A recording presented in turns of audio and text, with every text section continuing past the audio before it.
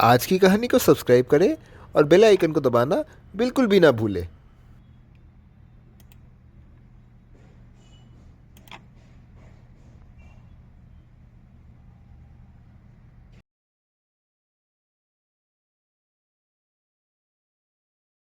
एक नगर में एक राजकुमार हुआ करता था।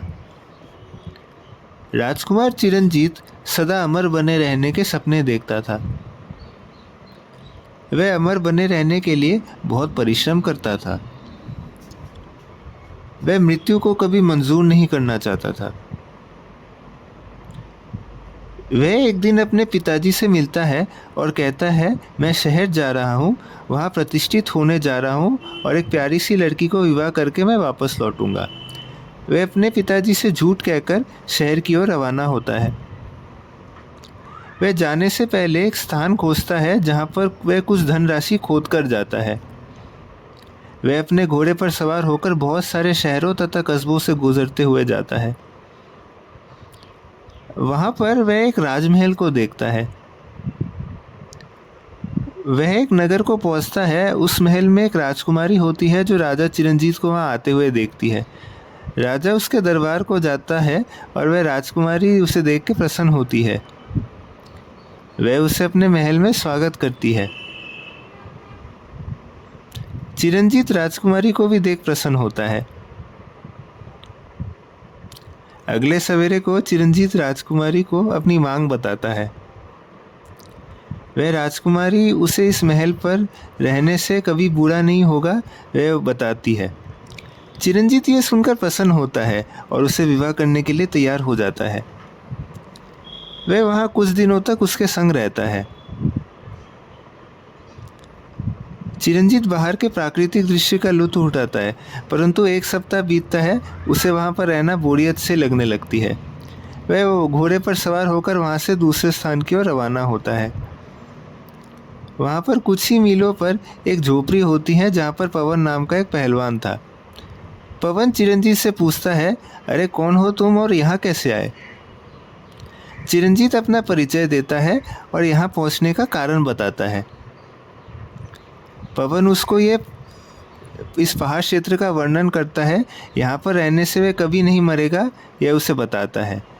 वह उस पहलवान के स्थान पर रुकता है। वे एक साथ कई दिनों तक रहते हैं।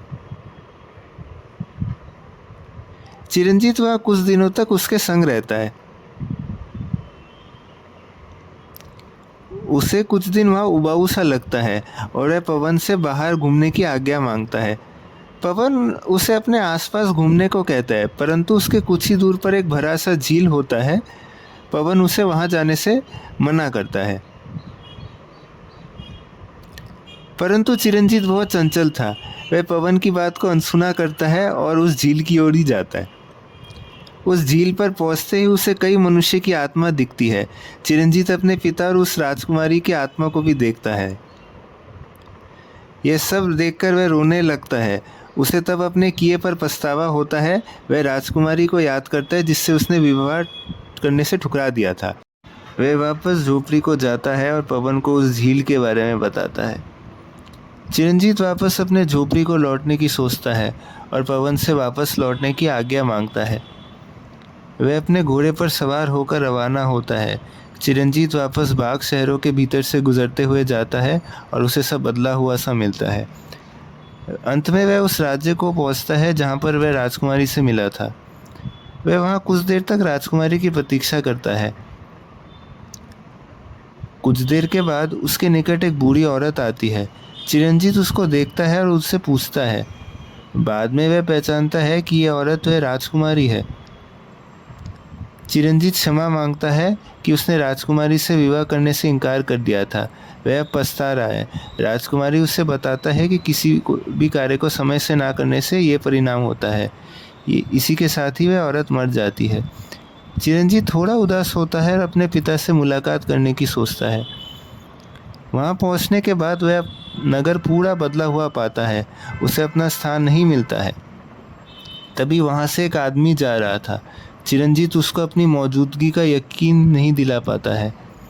वह उस आदमी को अपना पता बताता है। वह आदमी ऐसा कोई पता नहीं है, ये उसे बताता है।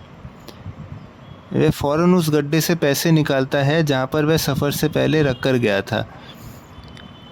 वह आदमी उस धन को बहुत साल पहले होने को कहता है।